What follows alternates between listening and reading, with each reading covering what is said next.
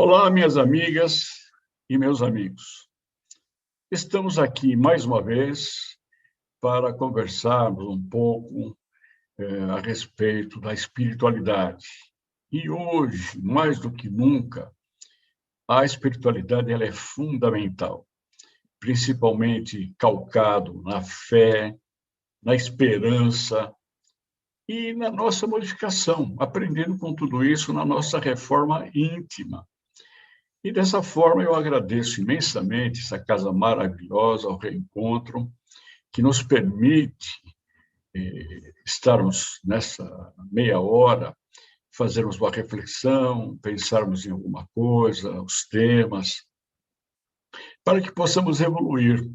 E hoje, realmente, a dificuldade ela é muito grande, em todos os sentidos, mas como Chico Xavier disse, que nada dura permanentemente, ou seja, tudo passa, inclusive isso também passa. E não há mal que dure para sempre. Então, nós temos que ter fé, nós temos que acreditar, nós temos que orar, nós temos que realmente rezar, pedindo realmente uma ajuda, uma energia maior do plano espiritual, para que possamos atravessar essas ondas revoltas, e isso é mundial. E nós entendemos que, desde o princípio do mundo, sempre ocorreram guerras, pandemias, isso nós já sabemos, temos muito conhecimento a esse respeito, já se falou muito sobre isso. Então, essa é mais uma fase. E não é como muitas pessoas dizem, que isso é um castigo, que isso Deus é para mostrar que nós estamos errados. Não é bem isso, porque Deus, na sua plenitude, na sua onisciência, né, ele é perfeito, e jamais Deus é vingativo, ou Deus traria alguma coisa para realmente nos punir. Deus não pune. Na verdade, o que existe da humanidade são os desvios de conduta dos governantes, da ganância, do poder, e esquecendo o povo. E nós, povo, também nós temos que nos preservar. E nós temos que ter o instinto de conservação, e lá Kardec, no livro da Gênese, a Gênese, ele enfatiza muito bem isso, que nós temos que ter a preservação da vida. Então, nós temos que nos cuidar. Então, tudo que eu vejo hoje, o uso de máscaras, o afastamento social, até o convívio social, ele é importante nesse sentido para que não haja essas transmissões. Então, isso tudo está dependendo de nós, depende dos governantes e de nós também, de cada um. Mas existe o livre-arbítrio. O livre-arbítrio, cada um faz aquilo que acha, que julga que pode fazer. E muitas vezes está no caminho errado. Porque o mestre disse: amar a Deus sobre todas as coisas, amar o teu próximo como a ti mesmo. Como a ti mesmo. Então, nós temos que realmente nos preservar.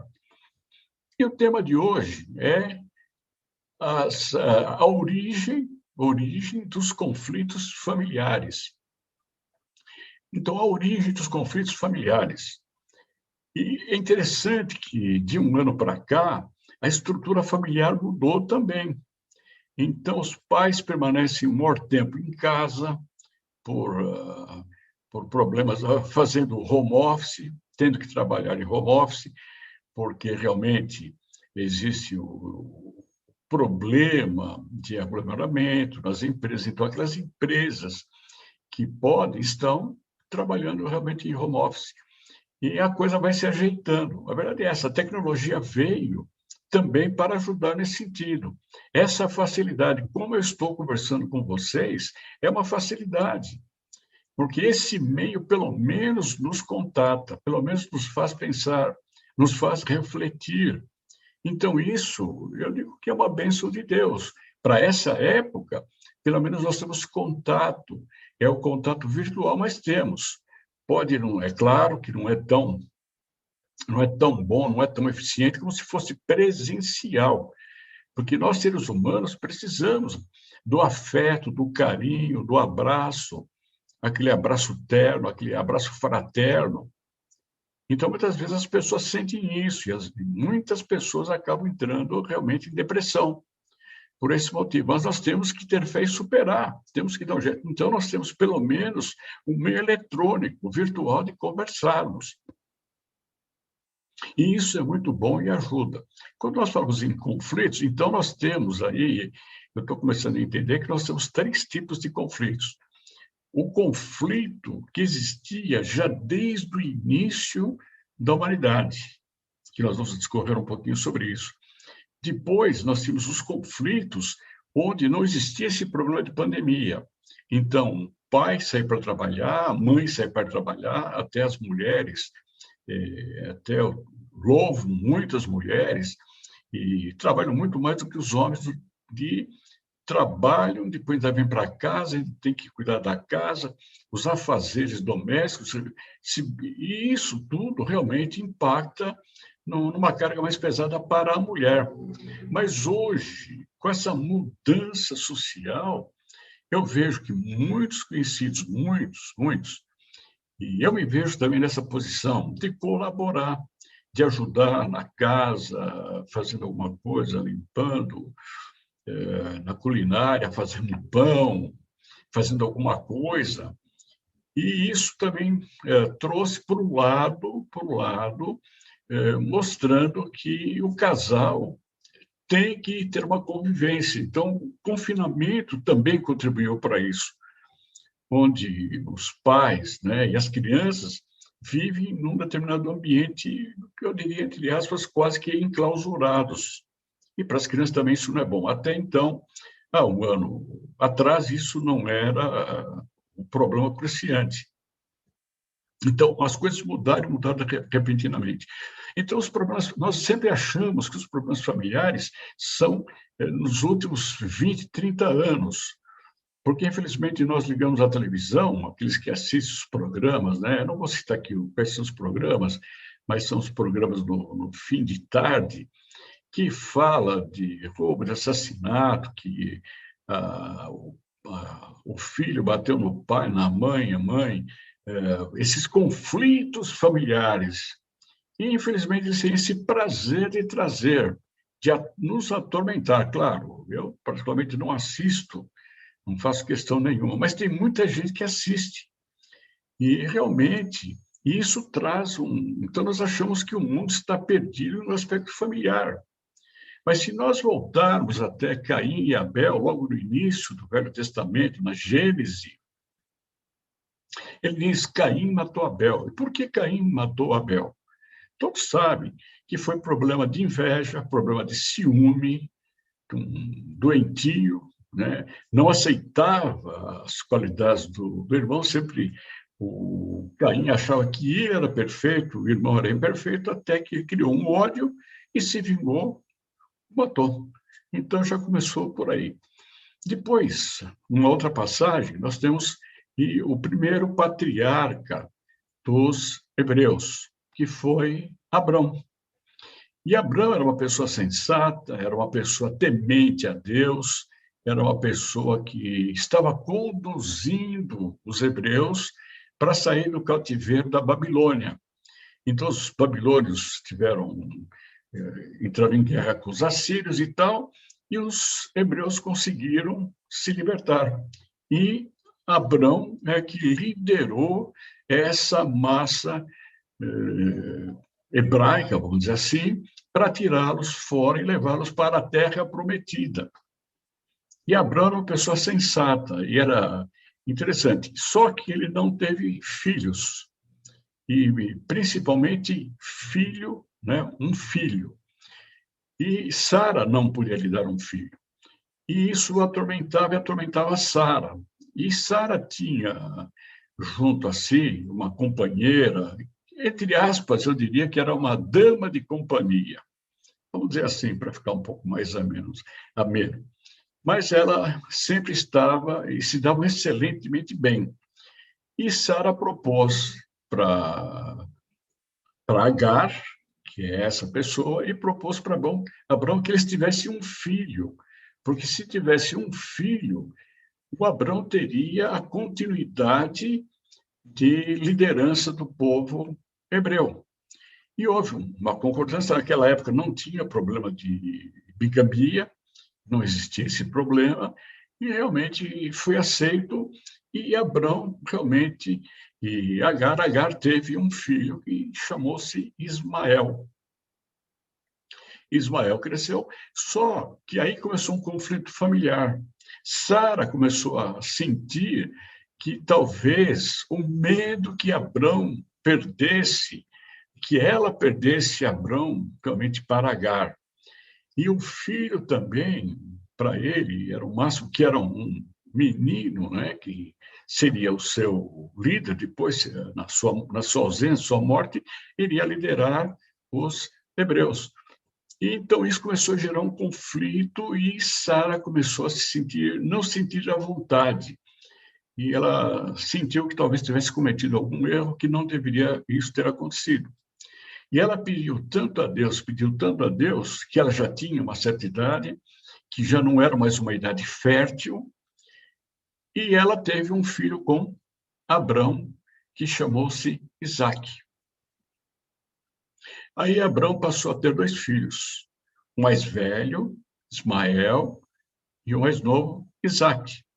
Só que Sara, ela tinha uma afinidade, claro, seu filho, seu sangue, ela tinha uma afinidade com Isaque que era demais. E ela não tinha muita simpatia por Ismael, porque Ismael não era seu filho, mas era filho de Abrão. Veja, aí já tinha uma confusão em família. Então, já era um conflito familiar. Isso há 5, 6 mil anos atrás, é coisa antiga, mas já tinha esse conflito familiar.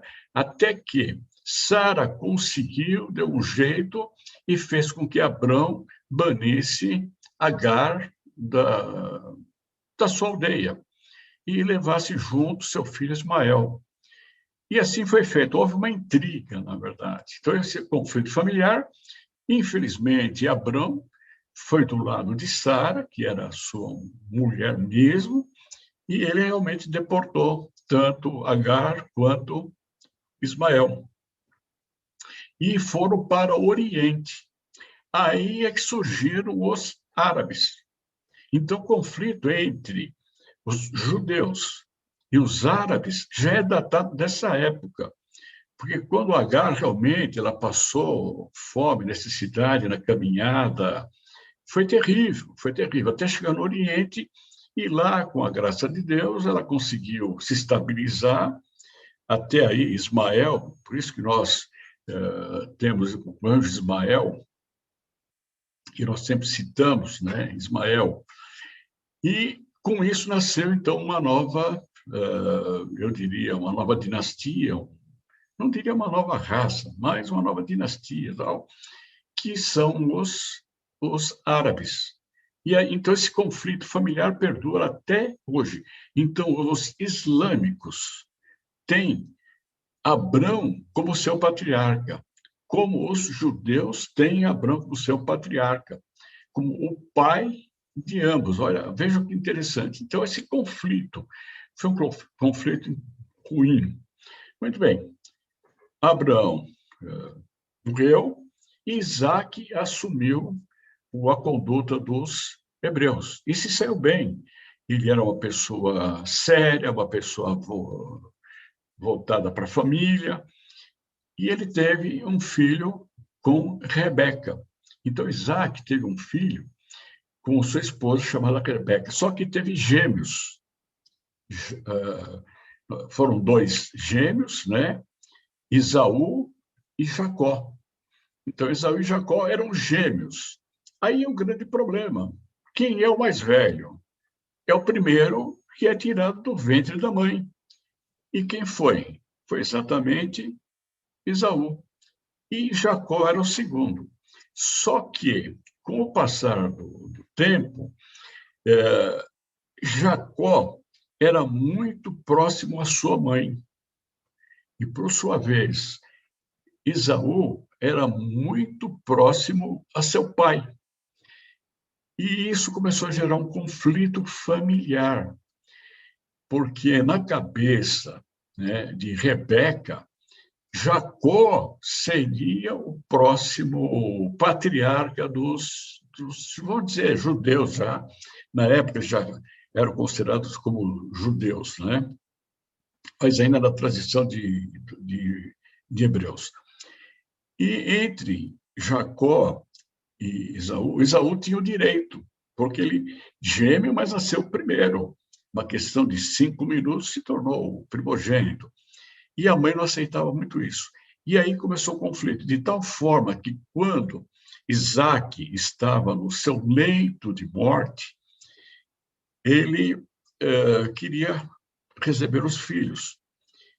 E o que acontece? No caso de Esaú, ele era um guerreiro, ele era valente, e Jacó era mais acomodado. E Jacó, realmente, ele fazia boas, era um, entre aspas, culinarista. E ele, então, preparou uma vez um guisado, e a mãe o ajudou, e no leito de morte, ele chamando, ele trocou, né?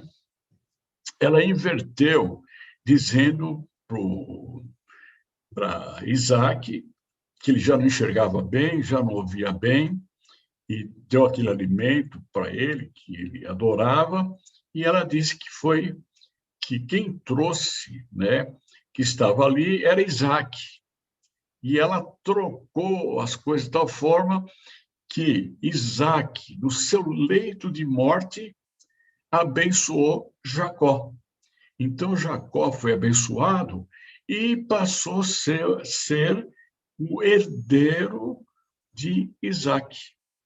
E Esaú ficou de fora. Então, foi realmente um problema sério. Entre eles houve briga.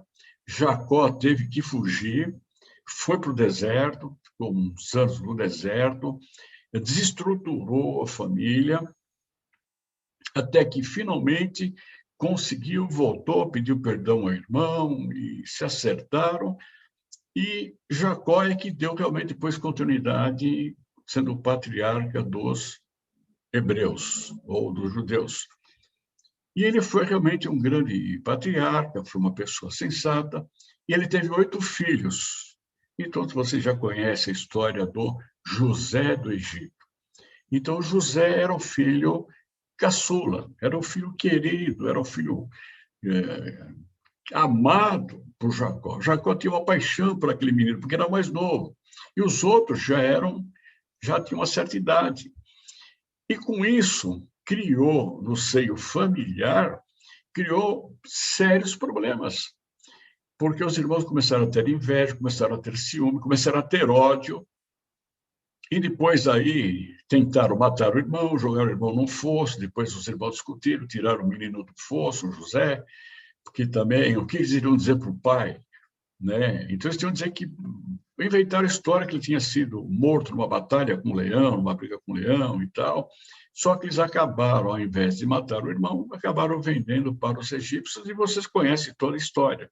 Ele foi para o Egito, e de lá ele passou a ser ele cresceu dentro da estrutura organizacional egípcia, até que ele chegou a ser a mão direita do faraó. 7 vacas magras e gordas, etc. Essa história toda você conhece. Mas, no seio familiar, foi uma briga muito grande, o arrependimento, e foi tumultuado, a vida dele foi tumultuada. Davi, o grande Davi, também foi tumultuada a vida dele. Ele teve um filho de uma conduta imoral, vamos dizer assim.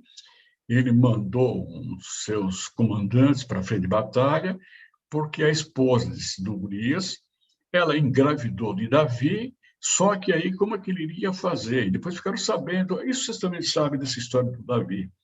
E Davi teve problemas com um dos filhos, que ele chegou, Absalão, e ele chegou a lutar com o filho, e o filho acabou sendo ferido e morto numa das batalhas. Então, foi um tormento.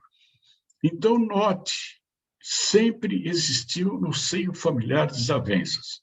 Dificilmente uma família não tem um conflito familiar. É que hoje, com toda essa mídia, com toda essa divulgação, é que deixa as coisas mais claras. E elas mostram nua e crua. Até, infelizmente, até por conta da ganância de patrocinadores, de meios de divulgação, se dá, vamos dizer assim, ibope, né? Se dá uma audiência, quanto melhor a audiência, melhor, quanto pior tiver a situação, a audiência é maior e tal. E isso tudo, infelizmente, é um preço que se paga e se dá realmente os conflitos e acaba provocando conflitos familiares, porque tudo que nós vemos na televisão acaba para as crianças que hoje ficam na mídia, ligado diretamente na mídia, no celular, nos joguinhos. Então, essa violência acaba ficando. Infelizmente, é até difícil para os pais como controlar tudo isso. É uma situação delicada. E aí, então, isso é bom para os psicopedagogos, que podem opinar muito mais do que eu. Mas é uma fase difícil, uma fase talvez de transição. Então, o que acontece? Os grandes problemas estão dentro da família. Por quê? Quando nós falamos em expiações e provações, muitas vezes aquele que foi um pai ruim para um filho, pode ser que esse filho venha numa outra encarnação como o pai troca os papéis, ou a mãe com a filha com a mãe, o pai com a mãe. Então, tudo isso está ligado à reencarnação. E quando nós temos conflitos, por exemplo, os nossos conflitos profissionais dentro de uma empresa, se nós temos um conflito pessoal, mais cedo ou mais tarde, se eu tenho um conflito com alguém, por exemplo, mais claro, se eu tenho um conflito com alguém, mais cedo ou mais tarde, ou eu vou sair, ou eu vou ser, peço demissão, ou eu posso ser demitido, ou posso me aposentar. Meu chefe pode ser demitido, ele pode se aposentar, ou ele pode pedir demissão. Então, é temporário. E o convívio é temporário. São algumas horas, 8 horas por dia, por exemplo. Uma família não. A família é 24 horas quando nós estamos juntos. Mas mesmo quando estamos separados, ainda assim mesmo, os filhos, os pais, os netos, o que for, giram em torno da família. Então, o conflito que nós temos muitas vezes dentro de empresas são conflitos que eu diria passageiros. Até tem uma brincadeira que diz, né? A pessoa diz, esse meu chefe não vai comigo. Peço a Deus que eu quero ver ele longe da minha frente. Eu peço que ele saia da minha frente. Um belo dia a pessoa vai trabalhar, está lá o bilhetinho azul, você está despedido. Tá? Então, aí vai ficar distante para a vida toda. Vale o humor também, né? Então, realmente, os grandes problemas não são só dentro das empresas, que são passageiros, mas sim dentro da família. Porque quando nós reencarnamos realmente com algum intuito. E, normalmente, os casamentos, dentro da visão espírita, como é que eles se dão? Tem aquele onde a mulher tem uma espiritualidade elevada e o homem tem uma espiritualidade mais baixa. Muitas vezes, o casamento vem através de uma programação para que a mulher consiga elevar realmente a espiritualidade do marido. Tem vezes que sim, tem vezes que não. Por isso que muitas vezes, né, as pessoas dizem, coitada dessa mulher, é uma benegada, como ela sofre. E esse infeliz aí é uma pessoa ruim, ranzinza, ele é chato. Ela está conversando, ele vem reclamar e tal. Quando o marido aparece, eu até vou embora, porque não dá para continuar conversando. A vizinha falando, né? Essa é uma condição. Uma segunda condição, quando é o contrário. O homem tem uma espiritualidade muito grande e a mulher tem uma espiritualidade menor. Então, o homem vem exatamente para elevar essa espiritualidade. Eu conheço muitos casos que realmente deram certos. Mas, às vezes, aí o que acontece é o contrário. né? Essa mulher, coitada desse homem, ela é uma megera, ela só faz desafetos a ele, ela maltrata, ela é ranzinza, ela bate as portas, eu não sei como esse coitado aguenta. Então, é aí aonde tem que ter a paciência, é onde vem, talvez, as expiações e também vem exatamente a compreensão do caso. E tem outros casos que os casamentos são aleatórios. Então, às vezes, no ímpeto, principalmente jovens, casam-se, mas o plano espiritual não tem influência no que possa haver. Por que que vieram?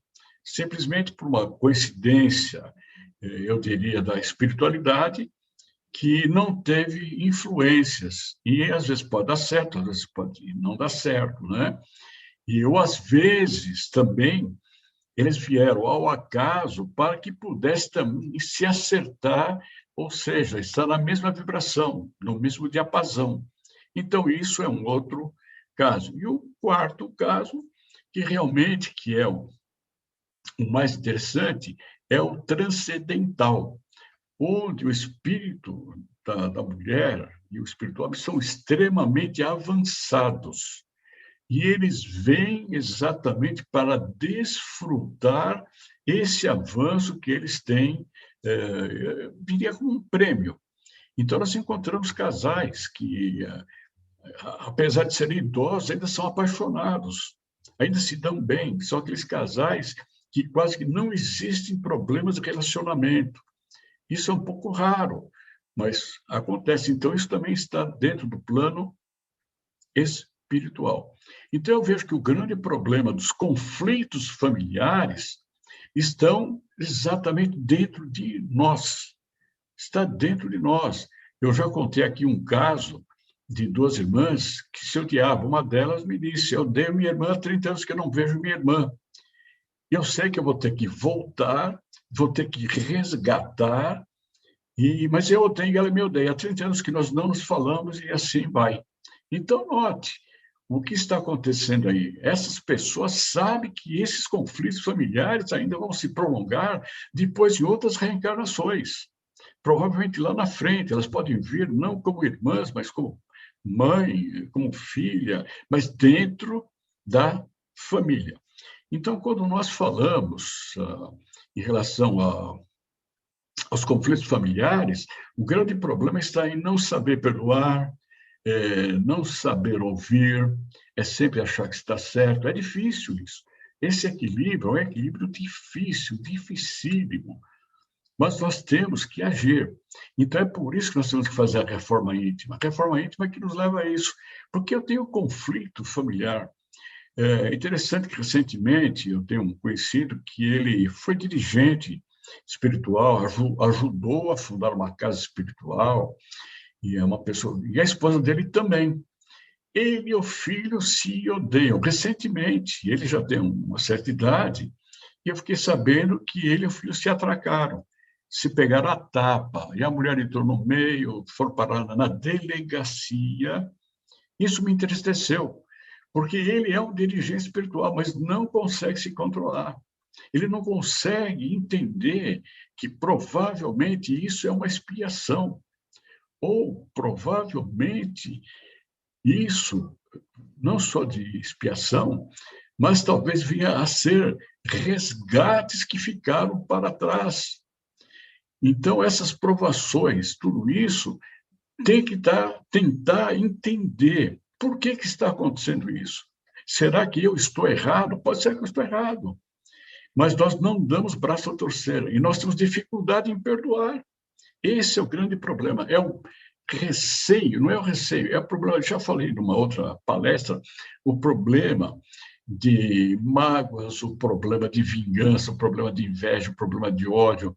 Isso tudo vai envenenando e a gente não consegue delimir esses conflitos familiares, a gente não consegue sanar. E isso vai ficar para frente como causa e efeito. A causa é agora e o efeito lá na frente. Então, nós temos que agora procurar evitar que os efeitos lá na frente sejam ruins. Então, tem que ser hoje. E nós temos que dar um jeito nisso. Então, está dentro de cada um ter essa concepção voltada para a família, que a família é a célula máter. O Rui Barbosa já dizia que a família é a célula máter. Amplia a família, você tem a sociedade. Amplia a sociedade, você tem um país, você tem um mundo. Então, se nós também passamos por essa fase de pandemia, existe uma culpa também ligada à sociedade. Como eu disse, os governantes, a nós, cabe a nós, pelo menos, em termos de responsabilidade, em termos de livre-arbítrio, é sabermos usar o nosso livre-arbítrio sempre para o bem. Então, os conflitos familiares sempre existiram e sempre existirão. Só que nós temos que buscar entender, nós temos que buscar atenuar, ou nós temos que buscar, eu diria, diluir essas mágoas, entender essas mágoas, atenuar tudo isso, de tal forma que a gente possa viver numa harmonia. Mesmo os desarranjos que existem dentro da sociedade, eles podem ser organizados, depende de nós. Então, mais uma vez, eu quero realmente agradecer a paciência que vocês têm a nos ouvir, que lembre-se que o seu conflito familiar não é só da sua família, é de todos nós temos um determinado problema familiar. E isso faz parte do nosso aprendizado aqui de passagem pela Terra. Então, eu deixo aqui para vocês o meu muito obrigado, que Deus abençoe a todos e que Deus possa iluminar a todos com muita luz, uma luz de brilho, de uma estrela de primeira grandeza, muito mais do que isso, que é a luz de Deus, que é a luz do nosso caminho. Então, mais uma vez, fico aqui, meu obrigado a vocês, ao reencontro, e vamos pensar nessas palavras e vamos buscar realmente, dentro do nosso livre-arbítrio, encontrar o caminho familiar, nos estruturar, que Deus abençoe a todos.